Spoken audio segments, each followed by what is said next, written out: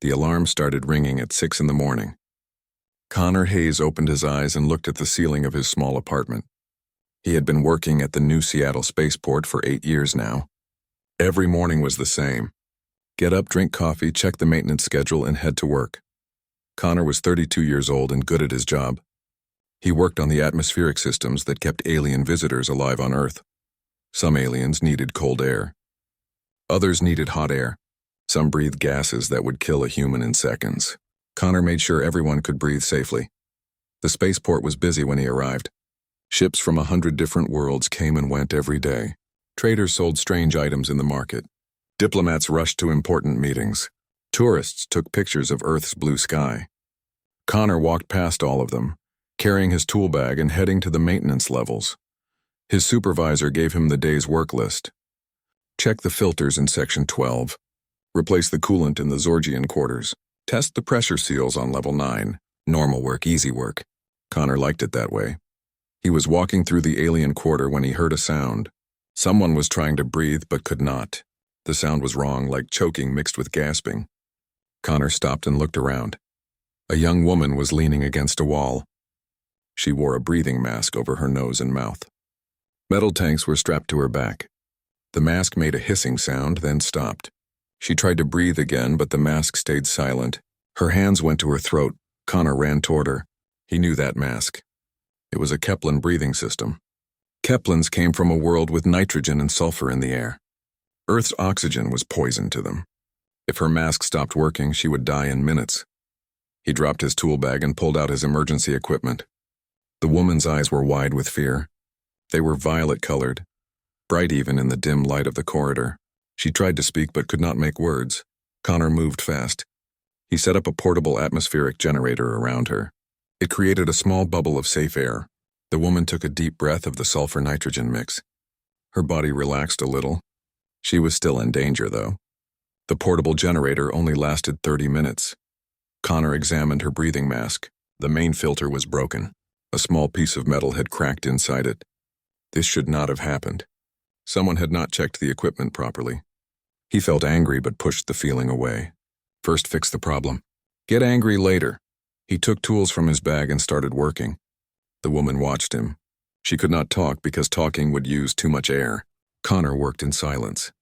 Remove the broken filter, check the air lines, clean the connections. Install a new filter from his spare parts kit. Test the system. Check again. Test once more. 40 minutes passed. The portable generator was almost empty. Connor's hands moved quickly over the breathing system. He had fixed 100 of these before, but never with someone's life depending on speed. Sweat ran down his face. The mask made a soft hiss. Air flowed through it again. Connor tested it 3 more times to be sure. The system was working. The woman could breathe safely now. She took off the portable generator hood and put her regular mask back on. For a moment, Connor saw her whole face. She had smooth gray skin and large violet eyes. Her features were different from human faces, but not strange. Just different, she spoke, her voice coming through a small speaker in the mask. The words were slow and careful. English was not her first language, thank you. You saved my life. Connor packed up his tools. Your filter broke. The metal piece inside cracked. You need to check your equipment every day. Maybe twice a day, the woman nodded. I will. I am Lyra Velsha from Kepler 7. I am here to study Earth's plants and animals. Connor Hayes. I work on atmospheric systems. He looked at her breathing equipment again. You need better parts. The ones you have are old models. I can show you where to get upgrades. Lyra's eyes showed relief. I would like that. I'm here for 6 months. I do not want my mask to break again. They exchanged contact information. Connor gave her his work number and personal number. He told her to call him if her equipment had any problems. She thanked him again and walked away slowly, still shaken from the near-death experience. Connor watched her go. He had saved alien lives before. It was part of his job. But something about Lyra stayed in his mind. Maybe it was her violet eyes. Maybe it was how she had trusted him completely while he worked on her mask. Maybe it was nothing. He picked up his tool bag and went back to his normal work. But that night, lying in bed, he kept thinking about the Kepler woman who could not breathe Earth's air. 3 days later, Lyra called him. Her voice came through his phone's speaker. Connor, this is Lyra. You said I could call if I needed help with my equipment. Connor sat up straight. Is something wrong? No emergency. But I would like to get those upgrades you mentioned. Could you help me? They met at a supply shop that sold equipment for alien visitors. Connor showed Lyra the newer models of filters and breathing systems. He explained what each part did and why it was better than what she had now. Lyra listened carefully and asked good questions. She was smart. Connor could tell she understood machines even though she was a scientist who studied living things. They spent 2 hours in the shop. Connor helped her pick the right parts and showed her how to install them. After they left the shop, Lyra asked if Connor wanted to get something to eat. They found a place that had separate sections for different species. Lyra sat in a chamber filled with her home atmosphere. Connor sat in a normal Earth atmosphere section. A clear wall separated them, but they could see each other and talk through speakers. Lyra told Connor about Kepler-7. Her world had crystal forests that glowed at night. The oceans were made of liquid sulfur. The sky was orange and yellow. When she described it, her hands moved in the air, painting pictures with her fingers. Connor could see that she loved her home. Connor told her about Earth. He talked about the mountains where snow stayed all year. He described the ocean where whales sang to each other. He explained how forests change colors with the seasons. Lyra listened like a child hearing a wonderful story. I wish I could see these places without my mask, Lyra said. But I understand that is impossible. Your air would kill me in minutes. There are protective suits, Connor said, full-body ones with their own atmosphere inside. You could go anywhere on Earth in one of those. Lyra's eyes brightened. Really, where can I get one? They are expensive. But I know someone who rents them. I could take you to see some places if you want. I know the good spots that tourists do not visit. I would like that very much. Over the next few weeks, Connor and Lyra met regularly. At first, it was just to check her breathing equipment. Connor would test her filters and make sure everything worked correctly. But the equipment checks turned into longer meetings. They would sit in the divided restaurant and talk for hours. Lyra told Connor about her work. She was studying how Earth's plants made oxygen. On Kepler-7, plants made sulfur gas instead. She wanted to understand why different worlds created different types of life. Her research could help scientists learn how life started on all worlds. Connor told Lyra about his work too. He explained how he designed systems that let different species live near each other. It was like solving a puzzle. Each species needed different things. The challenge was making everyone comfortable in the same space. They discovered they both loved puzzles. Lyra liked word puzzles in different languages.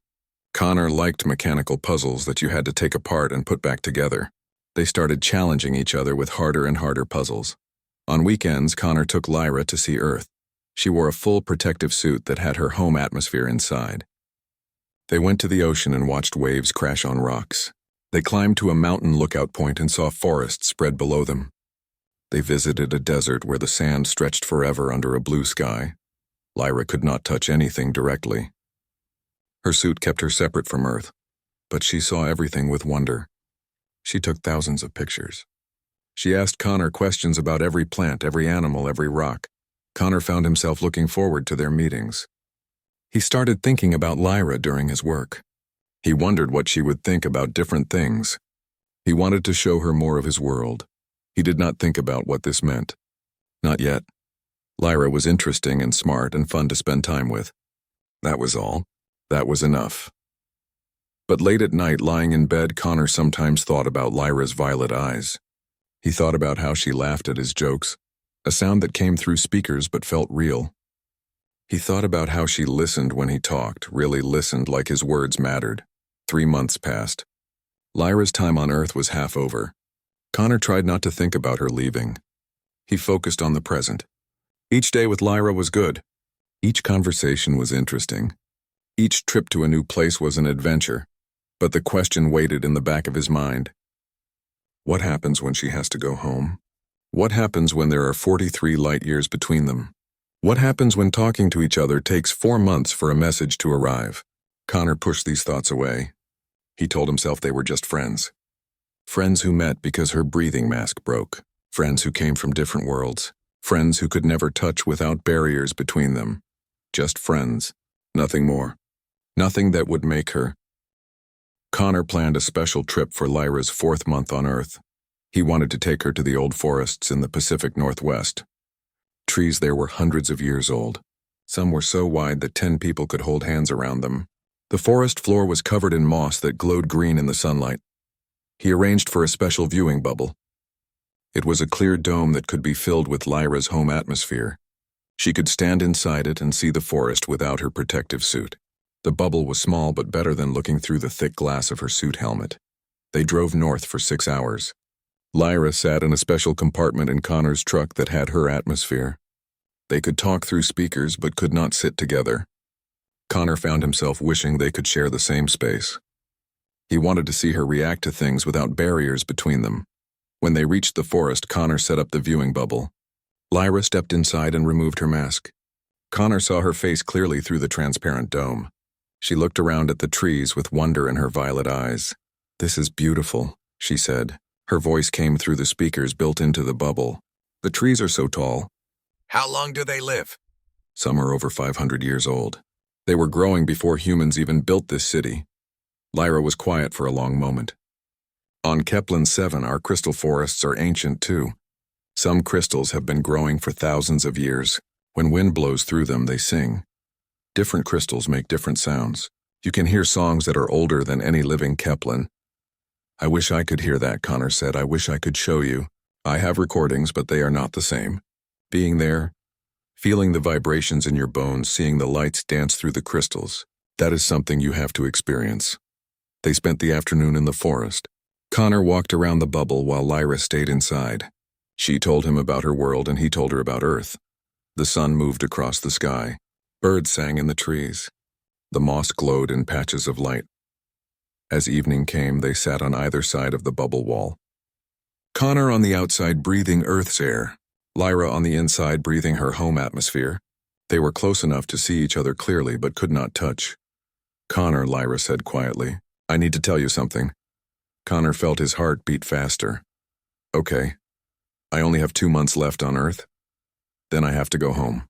Lyra looked down at her hands. "On Kepler 7, we do not fall in love quickly. It takes years for us to form deep bonds. But being here, meeting you, spending this time together, I think I have broken that rule." She looked up at Connor. Her violet eyes were bright in the fading light. "I love you. I know this is impossible. I know I will have to leave. I know we can never truly be together because your air is poison to me. But I needed to tell you the truth. I love you." Connor felt like something tight in his chest had suddenly released. He had been holding this feeling for months, afraid to name it, afraid to admit it. But hearing Lyra say the words made his own feelings clear. "I love you too," he said. "I have loved you since that second meeting in the equipment shop. Maybe even since that first day when I fixed your breathing mask. I tried to pretend it was just friendship, but I was fooling myself." Lyra pressed her hand against the inside of the bubble. Connor pressed his hand against the outside. Their palms matched but did not touch. The transparent wall was thin but absolute. "What do we do?" Lyra asked. "I have to go home. My research position ends in 2 months. Even if I wanted to stay, I cannot.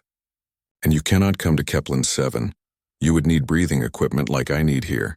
You would never be able to just exist on my world."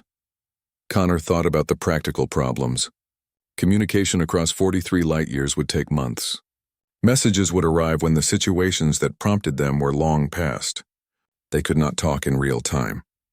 They could not see each other except through old videos.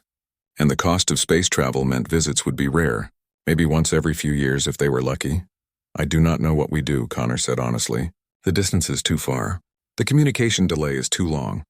And we cannot even share the same air. Every reason says this is impossible." "But," Lyra asked, "but I do not want to give up these last 2 months with you. Even if it hurts more later. Even if saying goodbye will be harder. I want whatever time we have." Lyra smiled.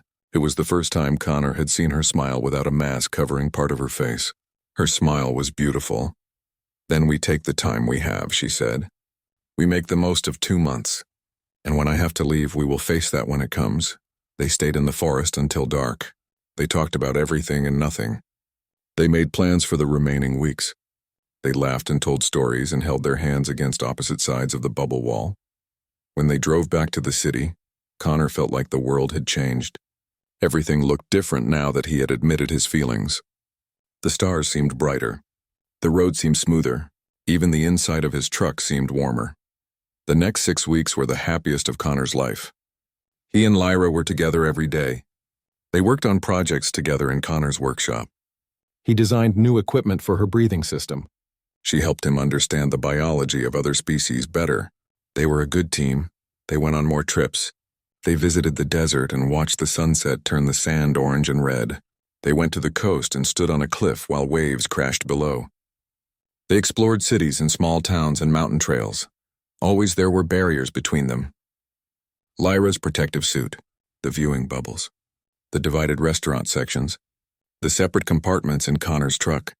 They could see each other but never truly touch. They could talk but never share the same air. Connor found himself thinking about this problem constantly. There had to be a solution. Humans had solved impossible problems before. They had built cities in space. They had crossed between star systems. They had learned to communicate with species that did not even use sound to talk. Surely they could find a way for two people who loved each other to share the same space. But every solution he thought of had problems. He could wear a suit that provided his own atmosphere. But that just moved the barrier. They still could not touch. He could fill a room with a mixed atmosphere, part oxygen and part Kepler gases, but the research showed that even small amounts of oxygen damaged Kepler lungs. There was no safe middle ground. With 2 weeks left before Lyra's departure date, her supervisor contacted her. There was good news, and it was also complicated news.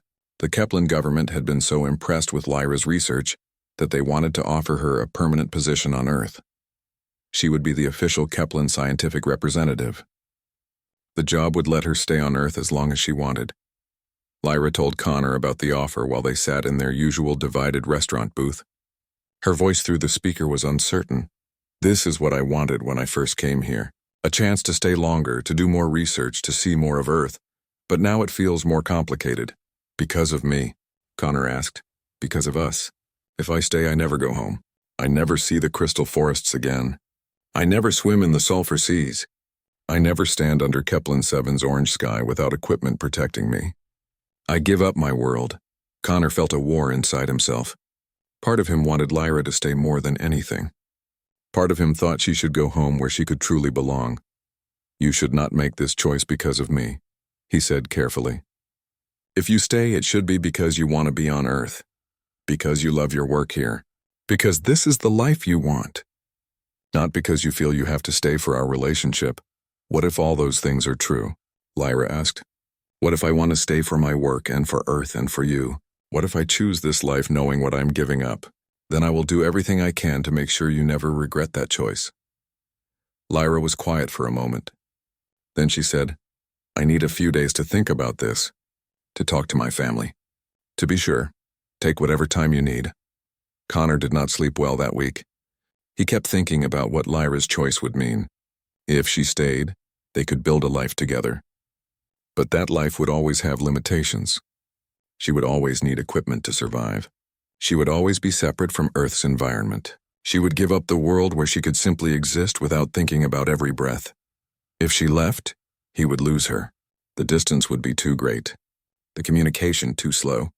They would slowly drift apart, their love worn down by time and separation until it became just a memory of something beautiful that could not last.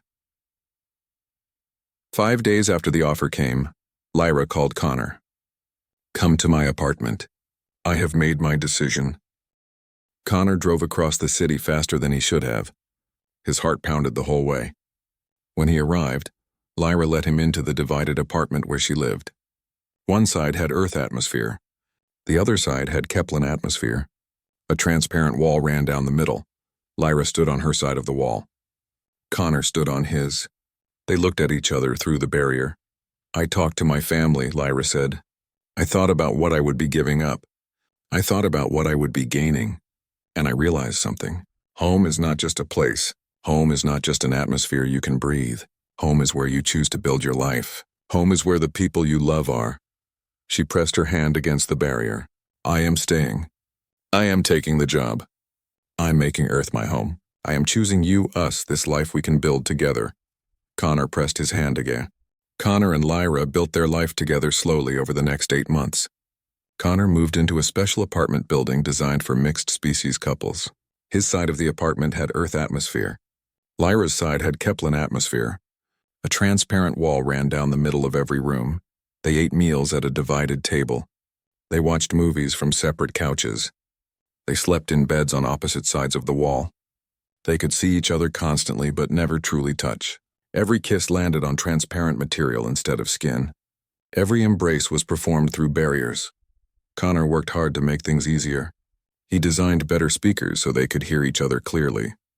He installed screens that made the wall seem almost invisible from certain angles. He created a system of airlocks that let them pass items back and forth between their sides of the apartment. Lyra adapted too. She learned to read Connor's expressions even through the slight distortion of the transparent wall. She found ways to show affection through gestures her people used. She created beautiful art that she displayed on her side of the apartment for Connor to see from his side. But the limitations wore on them both. Lyra had to carry her breathing equipment everywhere outside the apartment. The mask and tanks weighed 20 pounds. After a full day of work, her shoulders and back ached from the constant weight. She developed sore spots where the straps rubbed against her skin. Connor designed lighter equipment. He used new materials and better engineering to reduce the weight. But even the lightest possible breathing system still meant Lyra carried 15 pounds everywhere she went. It was better but not good enough. Going anywhere together required planning. If they wanted to see a movie, Connor had to call ahead to make sure the theater had proper life support for Lyra. If they wanted to visit friends, they needed to confirm atmospheric arrangements. Nothing was simple. Nothing was spontaneous. 6 months after Lyra decided to stay on Earth, Connor noticed she seemed sad more often. She smiled less. She stared at nothing sometimes, lost in thoughts she did not share. He asked her what was wrong several times. She always said she was fine. Connor knew she was not fine. One evening, Lyra sat on her side of the living room wall and cried. Connor sat on his side and watched helplessly. He could see her pain but could not hold her. He could hear her crying through the speakers but could not wipe away her tears. The barrier between them had never felt more cruel. "Talk to me," he said. "Please tell me what is wrong." Lyra took a long time to answer. When she spoke, her voice was tired. "I miss home. I miss being able to just walk outside without thinking about it. I miss swimming without a protective suit. I miss the smell of sulfur seas and the sound of crystal forests. I miss existing without equipment." She looked at Connor through the wall. "I love you. I love Earth. I love my work here. I do not regret staying, but sometimes the weight of all this equipment and all these limitations feels too heavy. Sometimes I wonder if I can do this forever." Connor felt fear settle in his stomach. "Maybe you should visit Kepler 7, take a break. Breathe your home air for a while. You have vacation time saved up." Lyra shook her head. "If I go back, I might not want to return. I might decide to stay there. And that would hurt more than this ache I feel now. Would it be wrong if you did stay?" Connor made himself ask the hard question. "Would it be wrong to choose your home world over Earth? Over me?" Lyra looked surprised. "You would be okay with that?" "No, I would be heartbroken, but I would understand. I would rather you be happy and free on Kepler 7 than sad and trapped here with me." "I am not trapped," Lyra said firmly. "I chose this. But choosing something does not mean it is always easy." That night, Connor could not sleep. He lay in his bed and listened to Lyra breathing on the other side of the wall. He thought about her carrying heavy equipment every day. He thought about her never being able to simply exist on Earth the way humans did. He thought about how every moment of her life here required effort and vigilance. There had to be a better way. There had to be a solution that would give Lyra more freedom. Connor could not accept that this was the best life could be for the person he loved. The crisis came 3 months later. Lyra was working in the Amazon rainforest with a research team. They were studying how Earth plants produced oxygen. The trip was supposed to last a week. On the 3rd day, her breathing equipment failed. Connor was at work when his phone rang. It was Ben Parker, a human scientist working with Lyra. His voice was urgent. "Connor, you need to come to the Amazon right now." Lyra's equipment broke. Her backup system was damaged during transport. "We do not know what to do." "How long has she been breathing Earth's air?" Connor asked as he ran to his truck. 12 minutes so far. "We are trying to create a safe space for her, but nothing is working properly. Keep her as calm as possible. I am 3 hours away. I am bringing emergency equipment." Connor drove faster than was safe. He loaded his truck with every piece of atmospheric equipment he had. He called ahead to the research station and told them exactly what to do. But 3 hours was a long time for Lyra to breathe oxygen. Every minute would cause more damage. When he finally arrived at the remote research station, Ben led him to where Lyra sat. She was inside a makeshift atmospheric bubble, but her breathing was labored. Her gray skin had turned darker in color. Her violet eyes looked tired and pained. Connor worked quickly. He installed proper equipment and created a stable Kepler atmosphere around Lyra. She breathed easier once the air was right. But Connor could see she was hurt. 17 minutes of breathing Earth's oxygen had damaged her respiratory system. They flew her back to New Seattle immediately. At the hospital, doctors who specialized in alien medicine examined her. The news was not good. The oxygen exposure had caused damage to her lungs. Tissue that used to process sulfur and nitrogen now had scar damage. She would be more sensitive to even brief oxygen exposure from now on. The doctor explained the options. Lyra could have surgery to implant filters in her respiratory system. These would help protect her from accidental oxygen exposure. But the surgery would mean she would need even more equipment permanently installed in her body. The alternative was to return to Kepler 7 for treatment. Doctors there might be able to heal the damage. But the treatment would take at least 2 years, and Lyra would need to stay on her homeworld the entire time. Connor sat by Lyra's hospital bed. A transparent barrier separated them even here. She looked small and tired against the white sheets. "I am sorry," Connor said. "I should have checked your equipment before you left. I should have made sure you had better backups. This is my fault, it is not your fault. A part failed that should not have failed." "These things happen, what will you do?" Connor asked. "Will you get the surgery or go back to Kepler 7? Lyra was quiet for a long time. "If I go back for 2 years, I do not know if I will return. 2 years is a long time. We would drift apart. You would move on. It would be easier to stay on Kepler 7 than come back to all these difficulties on Earth. I would wait for you. I know you would try. But 2 years is long, and maybe it would be better if you did not wait. Maybe this accident is a sign that I was not meant to live on Earth permanently." Connor felt panic rising in his chest. "Do not talk like that. Do not give up on us because of one accident. I am not giving up. I am being realistic. Look at me, Connor. I am in a hospital because I breathed your planet's air for 17 minutes. What kind of life is that? What kind of future can we have when I am this fragile? We will figure it out. We have figured everything else out so far, have we? Or have we just been pretending that barriers and equipment and constant vigilance are okay? Maybe we have been fooling ourselves that this could work long term." Connor stood up. "No. I refuse to accept that this is impossible. I refuse to believe there is no solution. You rest and recover. Let me work on this problem. Connor, there might not be a solution. Some things are just impossible. Humans do not accept impossible. We find ways around it. We engineer solutions. We adapt and overcome. That is what we do. Let me do what humans do best." Lyra looked at him with tired eyes. "Okay, but promise me something. Promise that if you cannot find a solution, you will let me go. You will not waste years of your life trying to solve an unsolvable problem." Connor could not make that promise. He could not imagine giving up on Lyra. But he could see she needed to hear something. "I promise I will not waste my life.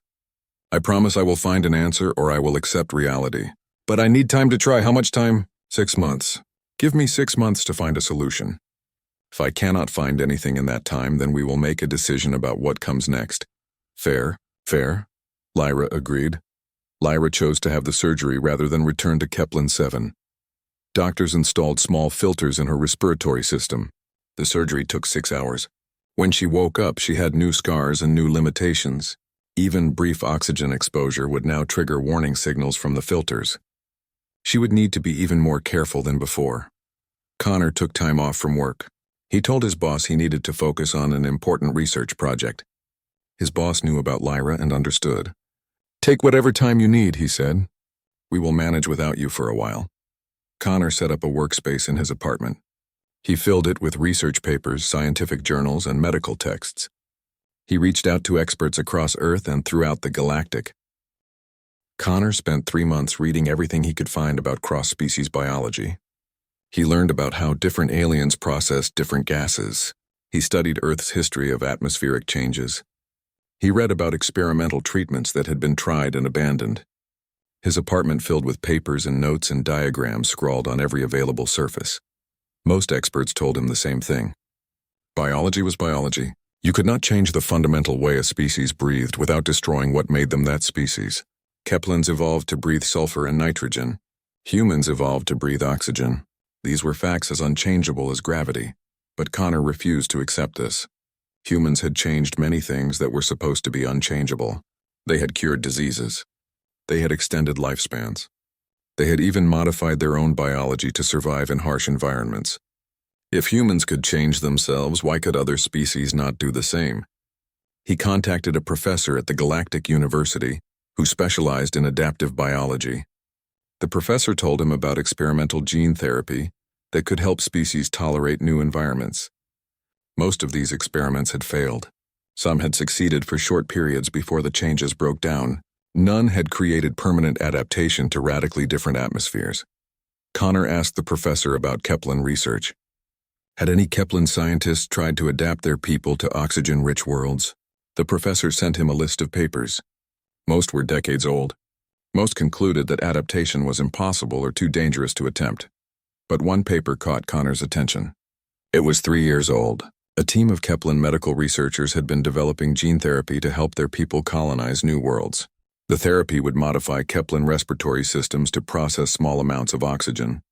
Not enough to breathe pure Earth air, but enough to survive in mixed atmospheres.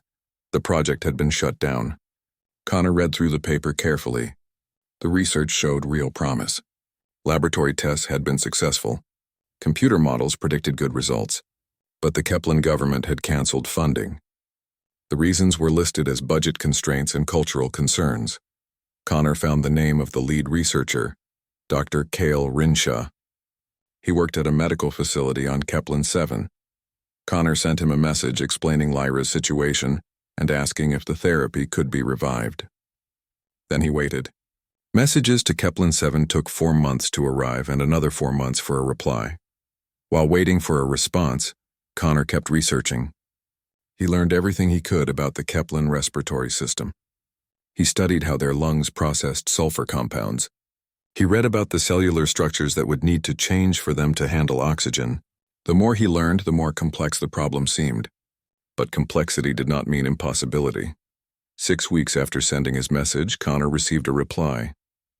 Dr. Rinshaw had responded much faster than expected. He must have been monitoring communication channels closely. The message was short. I remember the project. I still believe it could work. But it was controversial. Many Keplins thought changing our biology was wrong. They said it would make us less Keplin. The government agreed with them. Why do you ask about this now? Connor sent a detailed explanation. He told Dr. Rinshaw about Lyra, about her choice to stay on Earth, about the accident and the injury, about how she struggled every day with the weight of equipment and the burden of constant vigilance. He asked if the therapy could help someone like Lyra live more freely on Earth. Dr. Rinshaw's next message took 2 weeks to arrive. It was much longer than the first. What you describe moves me. I started this research because I believed Keplins should have choices. We should be able to live on different worlds if we wish. But many of my people feared change. They feared losing our identity. I understood their concerns. Change is frightening, but I still believe the therapy could work.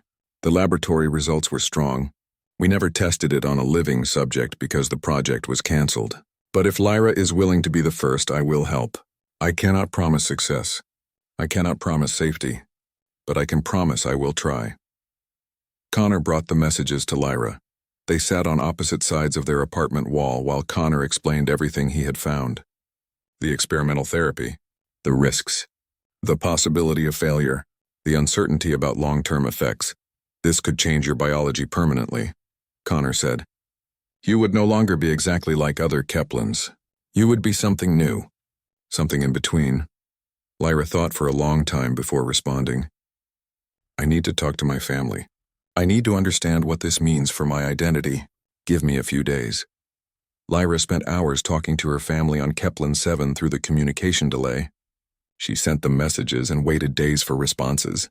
Her mother was worried. Her father was cautious. Her younger brother was excited.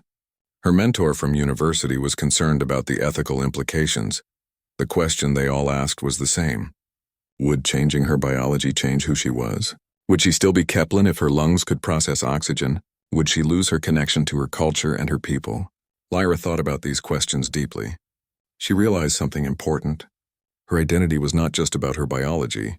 It was about her experiences, her choices, her relationships, her values. She had been shaped by growing up on Kepler-7, but she had also been shaped by her time on Earth.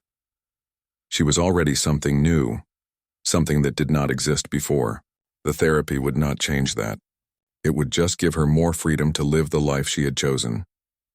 2 weeks after Connor showed her the messages from Dr. Rinshaw, Lyra made her decision. They sat together at their divided dinner table. Lyra spoke slowly, making sure Connor understood every word. I want to try the therapy. I understand the risks. I know it might not work. I know it will change me in ways I cannot predict. But I want the chance to breathe mixed air. I want the chance to exist on Earth without constant equipment. I want the chance to touch you without barriers between us. That chance is worth the risks, are you sure? Connor asked. Once we start this, we cannot go back. Your biology will be permanently altered, I am sure. I have thought about nothing else for 2 weeks.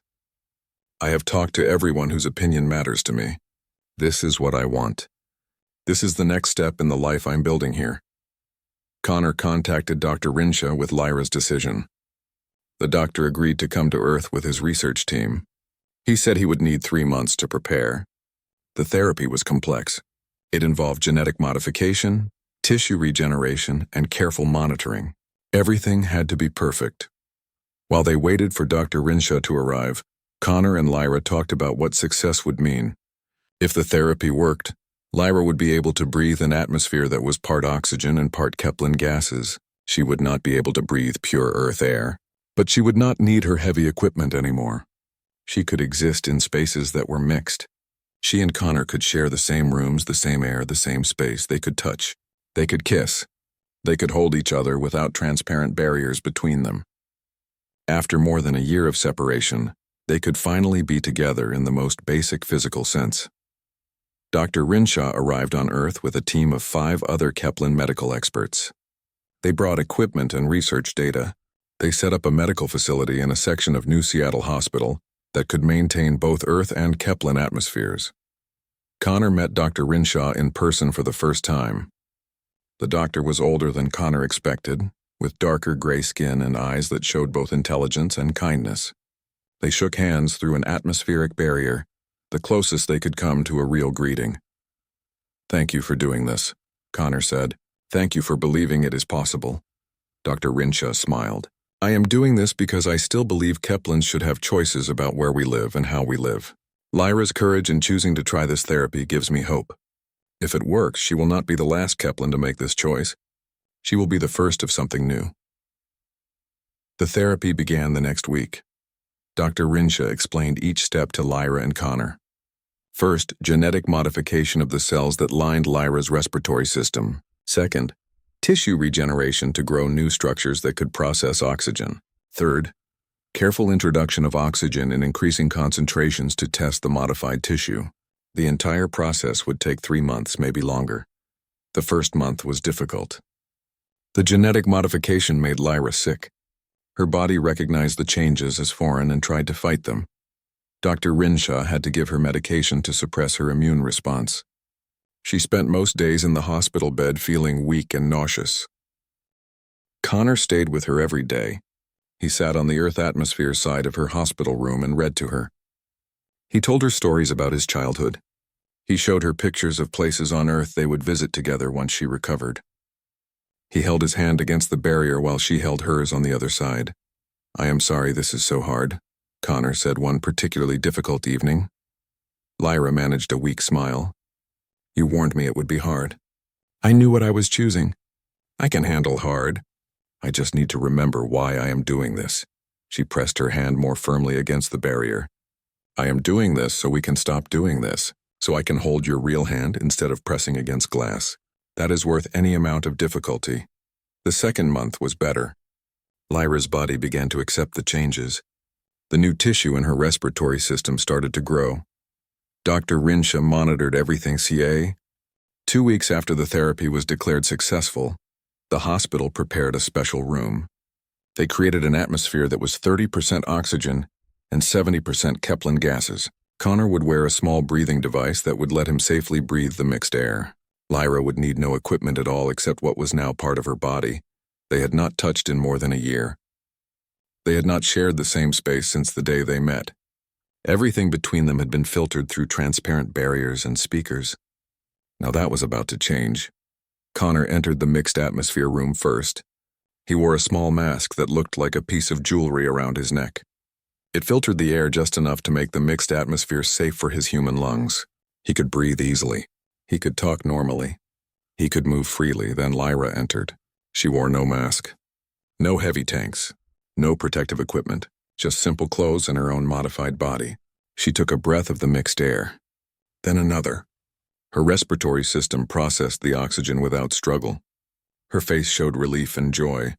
For a moment, they just looked at each other. They stood in the same room, breathing the same air. No barriers between them. Nothing separating them except empty space. Connor saw all of Lyra's face clearly for the first time. Her gray skin was smooth. Her violet eyes were bright. Her features were delicate and expressive. She was beautiful in a way he had only glimpsed before through glass and masks.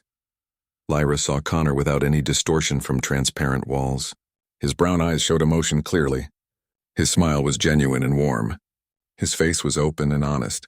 He was exactly who she thought he was, now without anything between them. Connor took a step forward. Then another. He stopped an arm's length away from Lyra. "May I touch you?" Lyra nodded, not trusting her voice. Connor reached out slowly. His hand met Lyra's hand. Skin touched skin for the first time. Her hand was cooler than his, her fingers longer and more flexible. But the touch was real. No glass, no gloves, no barriers. Lyra made a sound that was half laugh and half sob. She stepped closer and wrapped her arms around Connor. He held her carefully, then more firmly as he realized he could actually hold her. They stood together in the middle of the room, holding each other, breathing the same air, existing in the same space. "This is real," Lyra whispered against Connor's shoulder. "You are real. We are really together." "We are really together," Connor agreed. They stayed like that for a long time. Then Connor pulled back slightly and looked at Lyra's face. He reached up and gently touched her cheek. She closed her eyes at the touch. "May I kiss you?" Connor asked. "Please," Lyra said. Their first kiss was awkward. Their faces were shaped differently.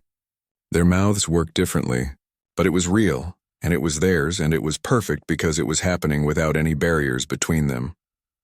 Over the next month, Connor designed new atmospheric generators that were small enough to wear as jewelry or build into clothing. These devices created a bubble of mixed atmosphere around the wearer. Lyra could go anywhere with just a small device. No more heavy tanks, no more bulky masks, just a small generator that looked like a decorative necklace. They modified their apartment. Instead of separate sides with a wall between them, they created rooms with mixed atmosphere throughout. Connor wore his breathing device. Lyra needed nothing but her modified body. They could cook together in the same kitchen. They could sit together on the same couch. They could sleep in the same bed. The first night they slept in the same room, Lyra woke up several times to make sure it was real. She could reach out and touch Connor without barriers. She could hear him breathing without speakers. She could exist beside him without equipment separating them. It felt like a dream. 6 months after the successful therapy, Connor and Lyra planned their wedding. They chose a venue that could maintain mixed atmosphere in the main hall. Human guests wore small breathing devices. Kepler guests needed no modification because the atmosphere was mostly their normal gases anyway. Lyra's family traveled from Kepler 7 for the ceremony. Her mother cried when she saw her daughter without breathing equipment. Her father examined Lyra carefully, checking that she was truly healthy and happy. Her younger brother was excited about everything on Earth. Her mentor from university asked detailed questions about the therapy and its effects. The ceremony combined traditions from both their worlds. Lyra wore Kepler marriage crystals that glowed with her electromagnetic field. Connor wore a jacket made from Kepler fabric that changed colors with temperature. They exchanged vows in both English and the Kepler language. When Connor spoke his vows, he talked about meeting Lyra when her breathing mask broke. He talked about falling in love with someone from a different world. He talked about refusing to accept that their different biologies meant they could not be together. He talked about human determination to solve impossible problems. When Lyra spoke her vows, she talked about choosing to stay on Earth. She talked about the courage it took to change her body. She talked about how love made impossible choices feel necessary. She talked about building a new identity that honored both her Kepler heritage and her Earth life. At the end of the ceremony, they kissed without any barriers between them. Their families cheered. Human and Kepler guests celebrated together in the same room, breathing the same air, sharing the same space. After the wedding, Connor and Lyra worked together to make the therapy available to other Keplans. Dr. Rinshaw returned to Kepler 7 and published his research. The Kepler government, seeing the success with Lyra, provided funding for more research and treatment.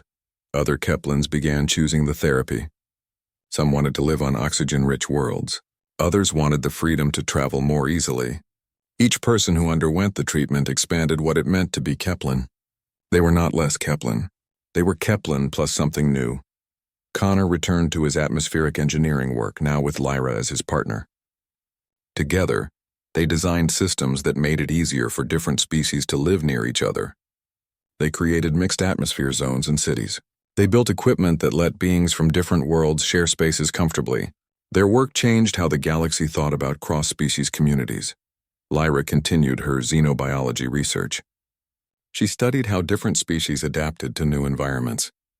Her own experience made her uniquely qualified to understand adaptation.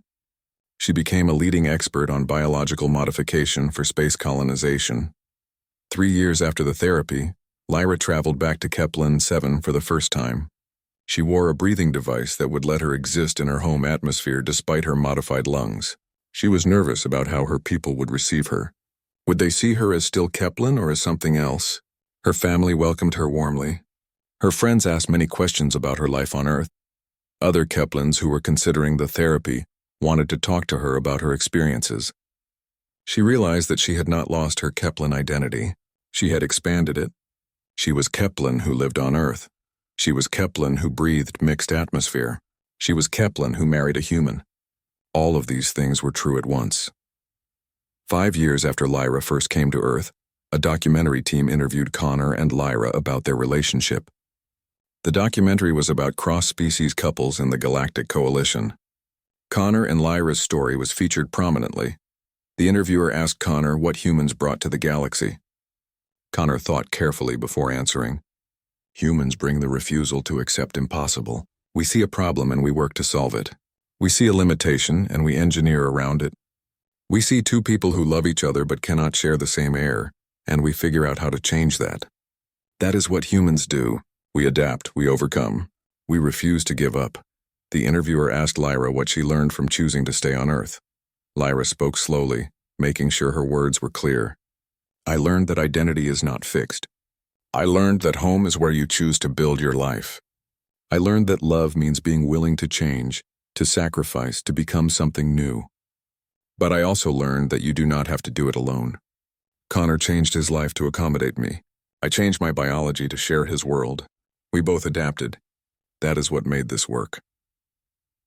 10 years after Lyra arrived on Earth, she and Connor stood at the viewing platform in New Seattle Spaceport. They watched ships come and go. They saw beings from hundreds of different worlds moving through mixed atmosphere zones. Many of those zones used technology Connor and Lyra had developed. Many of those beings had undergone adaptations similar to Lyra's therapy. A Kepler family arrived at the spaceport. The young ones wore no breathing equipment. They had undergone the therapy before coming to Earth. They looked at the blue sky with wonder. Their parents wore traditional breathing masks but smiled at their children's freedom. That could have been us, Lyra said quietly. If the therapy had not worked, I would have needed masks forever. Or I would have gone home and never returned. But it did work, Connor said. He put his arm around Lyra's shoulders. She leaned against him, breathing easily in the mixed atmosphere that surrounded them. It worked because you refused to accept impossible, Lyra said. It worked because you are human and humans do not give up. It worked because you loved me enough to search for solutions when everyone else said there were none. Connor kissed the top of Lyra's head. It worked because you were brave enough to